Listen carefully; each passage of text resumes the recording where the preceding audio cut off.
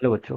Let's read this question. So this question says, only one common point is the conditions to be satisfied for the two registers to be in series. ठीक है, दो registers के लिए देखिए क्या बोल रखा है, दो रजिस्टर्स के लिए सीरीज में होने की कंडीशंस की आपकी one common point, only one common point. ठीक है, so this is the condition. तो देखिए बच्चों, इस क्वेश्चन का की कॉन्सेप्ट आप क्या लिख सकते हैं, सीरीज कॉम्बिनेशन लिख लीजिए. क्या लिख लीजिए, आपका सीरीज कॉम्बिनेशन की हमें यहाँ पर क्या बतानी है, कंडीशंस बतानी है. तो we are writing the key concept to be series combinations. Alright. अब देखिए बच्चों, सीरीज कॉम्बिनेशन का क्या मतलब होता है. Two resistance are set to be in series. Series में देखिए कब होंगे, मान लीजिए आपका एक ही रेजिस्टेंस है, दिस जिसका रेजिस्टेंस कितना आपका R1 है. ठीक है, एक आपका मान लीजिए यहाँ पर आपका this is our second resistance, इसका रेजिस्टेंस कितना बच्चों R2 है. ठीक है, ये आपका R1 है, R2 है.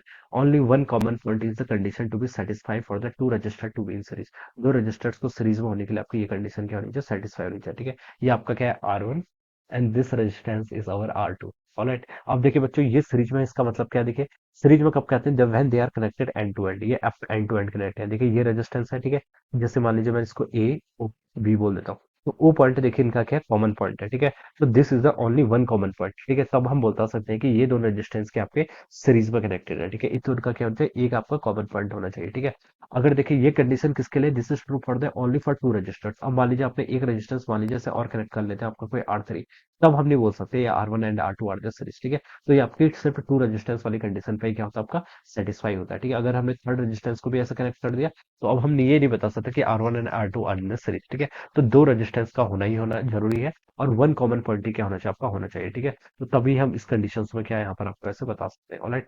So this statement is what, this statement is true. तो हम बता सकते हैं कि ये स्टेटमेंट क्या आपका बिल्कुल ट्रू है. ठीक है, only one common point is the condition to satisfy for the two resistor to be in the series. तो this is the correct. Okay, और इनका इक्विवेलेंट कितना हो जाएगा, R1 प्लस R2 के इक्वल हो जाएगा.